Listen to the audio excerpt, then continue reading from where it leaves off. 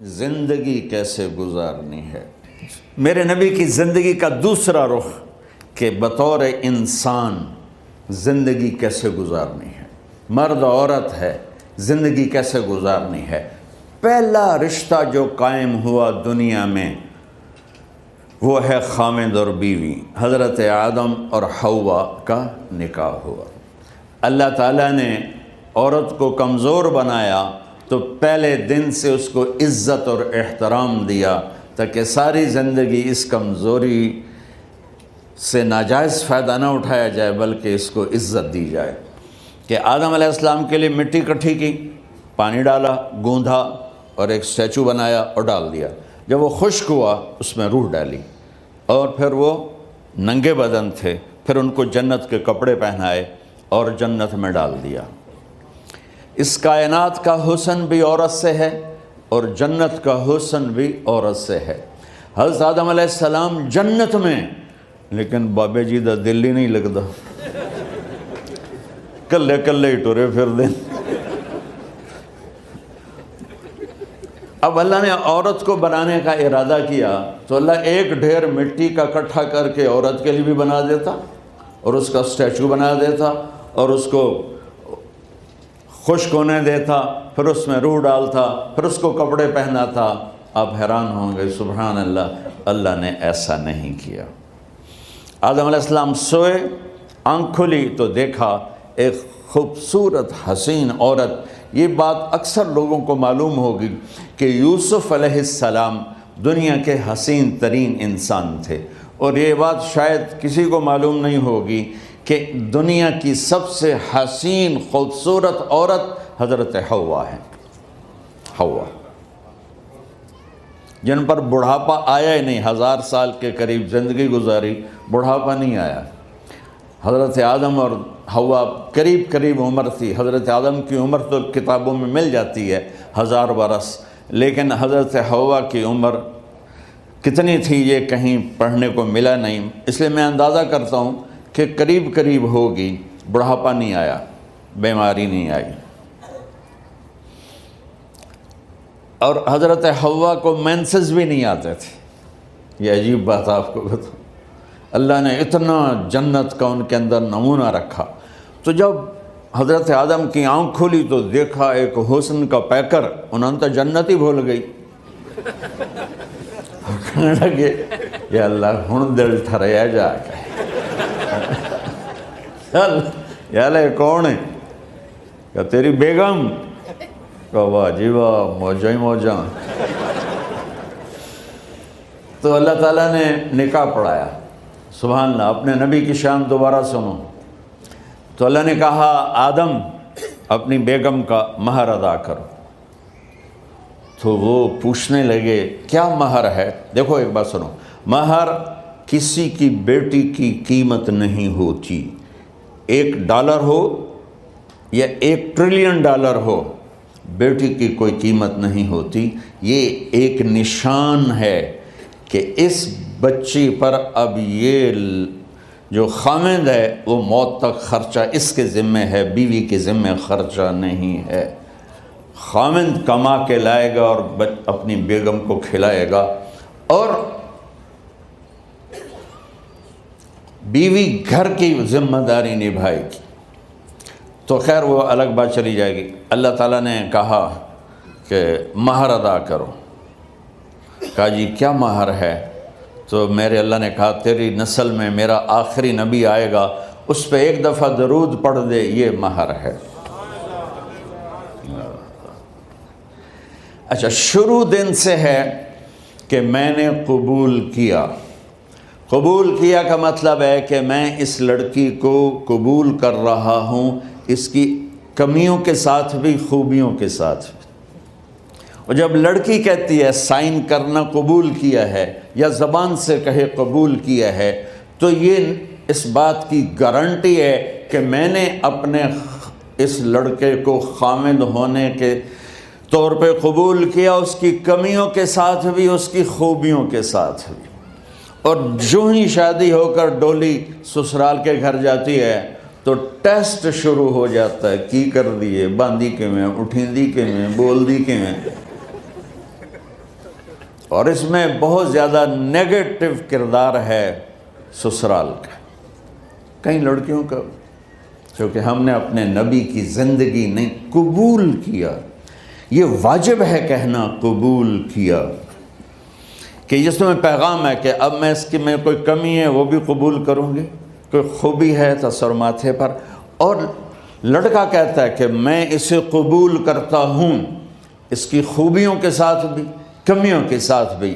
یہ بات یاد رکھنا، پرفیکشن کبھی تلاش نہ کرنا، پرفیکشن کبھی تلاش نہ کرنا۔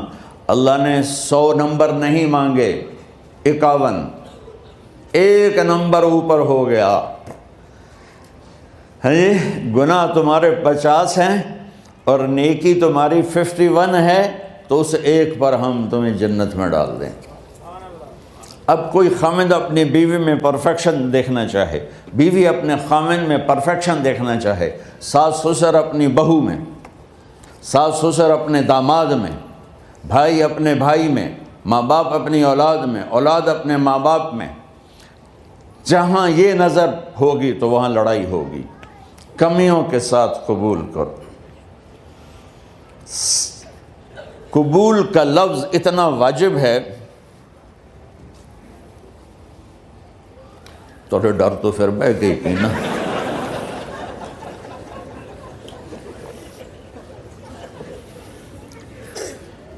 قبول کا لفظ اتنا ضروری ہے کہ اس کے بغیر نکاح ہی نہیں ہوتا۔ میں یہ کئی جگہ لطیفہ سنا چکا ہوں، اور واقعی قصہ بھی ہے، ایسے لطیفہ نہیں ہے۔ میرے دوست ہیں، ذمہ دار ہیں اچھے، تو ان کے گاؤں کا ایک بچہ چھوٹی عمر میں بسوں پہ جا کے نا وہ جاب پہ لگ گیا، تو اس کا کام ہوتا ہے بس کو صاف کرنا، ڈرائیور کو چائے پلانا، اور جہاں کہیں رش ہو تو اس کو ڈائریکشن دینا، استاد جی کٹ لو، استاد جی آن دیو، استاد جی جان دیو، تو یہ اس کا محاورہ بن جاتا ہے۔ اب اس کا نکاح ہوا تو مولانا صاحب نے کہا بھائی عبد الرحمن، میں فرضی نام لے رہا ہوں، نام مجھے اس کا یاد نہیں، عبد الرحمن زینب بنت اسلم نو تیرے نکاح دیتا 500 مہر تو قبول کیتا؟ تھوڑی دیر سوچ کے کہندا جی آن دیو۔ اس نے ساری زندگی آن دیو ہی سیکھا تھا، تو اس کے بھائی نے اس کو نہیں ماری، تو کہنے لگا جی جان دیو۔ مولانا صاحب نے کہا آن دیو جان دیو نال کم نہیں بننا، تو آگا میں قبول کیتا۔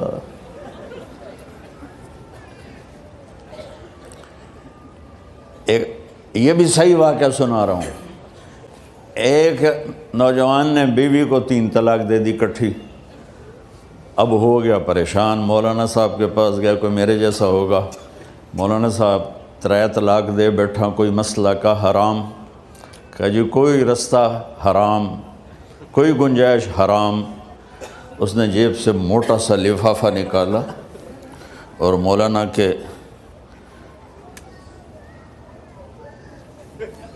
جا نماز کے نیچے ڈال دیا کہ مولانا صاحب کوئی گنجائش؟ کہ ہن تو سوچنا ہی پوے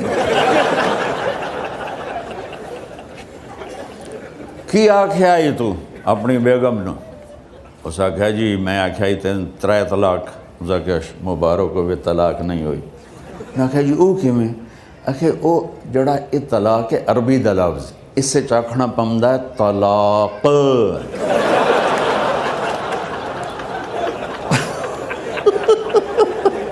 یہ آپ کو صحیح واقعہ سنا رہا ہوں۔ تو تم نے تو چھوٹے کاف کے ساتھ کہا ہے طلاق، او کاف تا کتے آلا ہے، موجاں کر، ایک لفافہ ہو راوے تو چاہے ساری زندگی دا حلال کر دے۔ لفظ قبول اتنا ضروری ہے۔ تو میرے نبی نے 11 شادیاں کی، اللہ کی قسم شوق کی نہیں تھی۔ ما تزوجت وما زوجت الا بوحی من السماء نزل به جبریل۔ کہ لوگوں سن لو میری بات غور سے، مجھے عورت کی کوئی رغبت نہیں ہے، میں نے جہاں شادی کی، جہاں بیٹی کی شادی کی، پہلے اللہ نے آسمان سے جبریل بھیج کے حکم دیا، پھر میں نے قدم اٹھایا۔ تو پہلا رشتہ خاوند اور بیوی ہے جو اس کائنات میں جڑتا ہے، یہ دنیا کا سارے رشتوں میں نمبر 1 رشتہ ہے، سب سے خوبصورت رشتہ ہے، سب سے اہم رشتہ ہے، سب سے بڑا رشتہ ہے۔ والدین کے لیے چند آیات ہیں، اولاد کے لیے چند آیات ہیں، بہن بھائیوں کے لیے چند آیات ہیں، خاوند اور بیوی کے لیے سینکڑوں آیات ہیں، سینکڑوں۔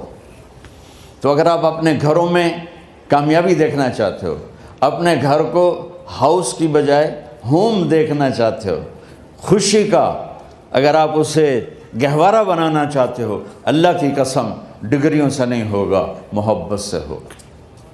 میرے نبی سے پوچھا گیا یا رسول اللہ اسلام کا سب سے مضبوط عمل، نہیں، میرے نبی نے سوال کیا، بولو بھائی اسلام کا سب سے مضبوط عمل کیا ہے؟ صحابہ نے کہا نماز۔ نہیں، سبحان اللہ، ابھی میں نماز کی کتنی اہمیت بتا چکا۔ انہوں نے عرض کیا جہاد، آپ نے فرمایا نہیں۔ تو صحابہ نے عرض کیا روزہ، آپ نے فرمایا نہیں۔ اللہ اکبر۔ کہ یا رسول اللہ حج، آپ نے فرمایا نہیں۔ تو سارے صحابہ حیران ہو گئے، یا رسول اللہ نماز، جہاد، روزہ، حج، تو پھر کیا ہے؟ اب سننا سارے بہن بھائی، مستورات، بچے بچیاں، آپ نے فرمایا اسلام کا سب سے مضبوط اور بڑا عمل ہے آپس میں اللہ کے لیے محبت کرنا۔ اگر آپ اپنے گھروں میں حسن دیکھنا چاہتے ہو تو ایک دوسرے سے محبت کرو، اظہار محبت کرو، اور محبت کے پیدا ہونے کے لیے بہت ساری چیزیں ہیں، لپیٹ کے 2 میں کر لیتا ہوں، 2 میں۔ بیوی کی خوبی دیکھو، کمی نہ دیکھو، خاوند کی خوبی دیکھو، کمی نہ دیکھو، پہلی بات۔ دوسری بات، اس زبان سے زہر نہ اگلو محبت کے پھول، اس زبان سے کڑوے جملے نہ ہوں، طنز نہ ہو، ٹانٹنگ نہ ہو، بےعزت نہ کرو، انسلٹ نہ کرو، تو آپ کے دل جڑ جائیں گے۔ یاد رکھو شکلوں سے زندگی آباد نہیں ہوتی، زندگی اخلاق سے آباد ہوتی۔ تو اپنے گھر سے ٹانٹنگ نکال دو۔ نہ کہا کا مطلب ہے بارش کا زمین میں جذب ہو کر یکجان ہو جانا، 2 زندگیوں کا محبت میں جذب ہو کر یکجان ہو جانے کو نکاح کہتے ہیں۔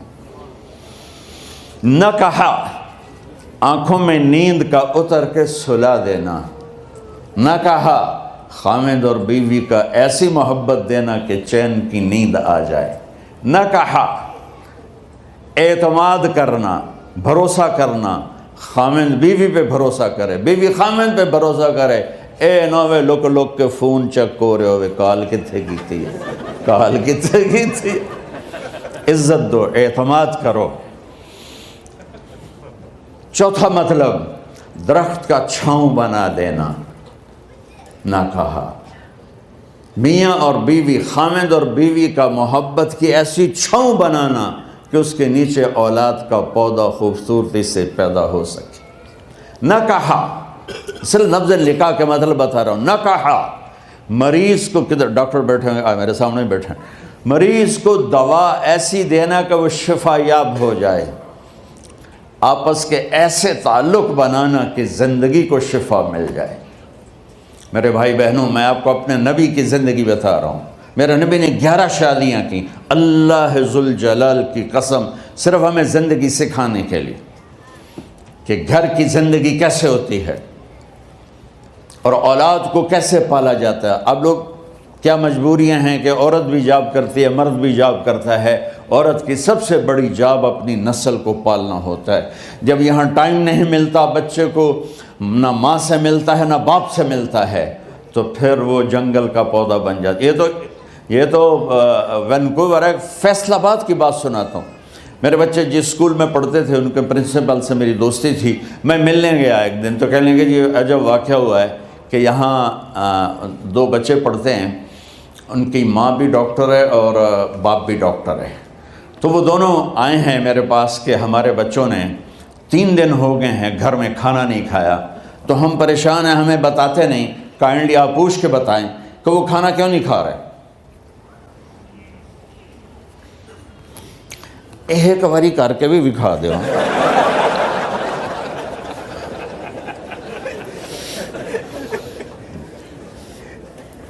ہمارا دین اتنا خشک نہیں، ہمارے مولوی صاحبان نے زیادہ خشک بنا دیا. تو انہوں نے دونوں بچوں کو بلایا. سننا سارے فیملیز بیٹھے ہو جہاں میں فیملی کی زندگی کو فوکس کر کے نبی سے جوڑ کے بتا رہا ہوں، طارق جمیل کے تجربے نہیں بتا رہا. دونوں بچوں کو بلایا. بیٹا آپ کھانا کیوں نہیں کھا رہے؟ کہا جی ہم اپنے ممی اور بابا کے سامنے نہیں بتائیں گے. تو انہوں نے دونوں کو باہر بٹھا دیا. پھر پوچھا اب بتاؤ کیا مسئلہ ہے؟ ان کا سر ہم صبح جب ناشتہ کرتے ہیں تو ہمارے ممی ڈیڈی سو رہے ہوتے ہیں، ہماری ان سے ملاقات نہیں ہوتی.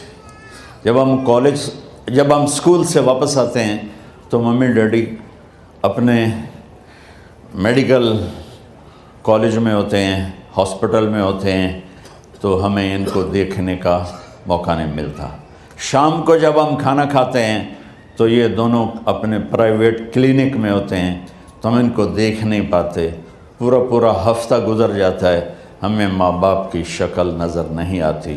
تو ہم نے اسٹرائک کی ہے کہ ایسے ماں باپ کی روٹی کیا کھانی جو اپنی شکل بھی نہ دکھا سکیں. تو اس لیے ہم نے کہا ہم نے بائیکاٹ کیا ہے، گھر میں نہیں کھانا ہے. تو ایسی لائف مت بناؤ. یہاں ایک بہت بڑا چکر شیطان دیتا ہے، بڑی گاڑی لے لو، $100 کی قسط تو ہے، اور بڑا گھر لے لو، $200 یا $100 کی قسط تو ہے. پھر میاں بھی کام کرے، بیوی بھی کام کرے، جو کہ بڑا گھر باقی رہے، تو خوشیاں تو مٹ گئیں. جو ڈبل جاب کرے گا، پھر ڈبل جاب کرتے ہیں. ڈبل جاب کرنے والا بیچارہ تھکا ہوا ذہن لے کے آتا ہے، وہ کیسے ٹائم دے گا اپنے بچوں کو خوشی کے ساتھ؟ جو ماں جاب کر کے آئے گی پھر کھانا پکائے گی، وہ جب اتنی تھک جائے گی تو اپنے بچوں کو کھلا ٹائم کیسے دے سکے گی؟ پوری کائنات کی ذمہ داری تھی میرے نبی کے سر پر، اور آپ اس کے باوجود روزانہ حسن حسین کے لیے وقت نکالتے تھے. اور انہوں کو آ کر کوئی لیکچر نہیں. دیکھو ماں باپ سے ایک بات کرتا ہوں، لیکچر تھوڑا دو، محبت زیادہ کرو. یہ نہ کرو، یہ کیوں کیا، یہ کرو، یہ کرو، یہ چھوڑ کر صرف سینے سے لگاؤ، صرف محبت دو. کمیوں سمیت بچوں کو قبول کرو، ان کی زندگی تبدیل ہو جائے گی. اتنے بڑے نبی، اتنی بڑی ذمہ داری، اور اتنا درد سینے میں کہ آپ کے سینے سے ایسے ابلنے کی آواز آتی تھی جیسے ہانڈی ابلتی ہے. اس کے باوجود آپ روزانہ کہتے ہیں این اللقا، میرے شرارتی بچے کدھر ہیں؟ تو وہ بھاگے بھاگے آتے. دیکھو میں فزیکل کر کے بتاؤں گا تاکہ آپ کو پتہ چلے زندگی کیسے گزاری. کہ میرے شرارتی بچے کدھر ہیں؟ 7 بر اعظم کی ذمہ داری ہے. اور تھوڑی چھوٹیاں جابن تو تسی کہتے ہو بزی بڑے ہیں. میرے نبی پہ 7 بر اعظم کے انسانوں کی ذمہ داری ہے، اور آخری آنے والے انسان تک کی ذمہ داری ہے. اس سے بڑی جاب کس کی ہوگی کائنات میں؟ اور پھر آپ روزانہ آتے ہیں این اللقا، میرے شرارتی بچے کدھر ہیں؟ تو حسن حسین بھاگے بھاگے آتے. آپ ان کے لیے یوں ہو جاتے تھے، آؤ بھائی میری کمر پہ چڑھ جاؤ. اپنے نبی کی عظمت کو جانو کہ انہوں نے زندگی کیسے سکھائی. چاند کے 2 ٹکڑے کر دینا کوئی معمولی بات ہے، آسمان چیر کے چلے جانا معمولی بات ہے، ایک زندگی سکھا کے جانا سب سے بڑی بات ہے. کتنی اولادیں برباد ہو گئی ماں باپ کی وجہ سے، کتنے گھر اجڑ گئے ساس سسر کی وجہ سے، کتنے گھر اجڑ گئے لڑکی کے بدتمیز ہونے کی وجہ سے، کتنے گھر اجڑ گئے لڑکے کے شرابی اور باہر کی گندگی کی وجہ سے. زندگی سیکھو. یہ اتنے بڑے نبی ہو کر آپ یوں ہو رہے ہیں جیسے میں نے آپ کو کر کے دکھایا. دونوں کو اوپر بٹھا لیتے اور کمرے میں چکر لگاتے تھے، پھر یوں کر کے پوچھتے تمہارا اونٹ کیسا ہے؟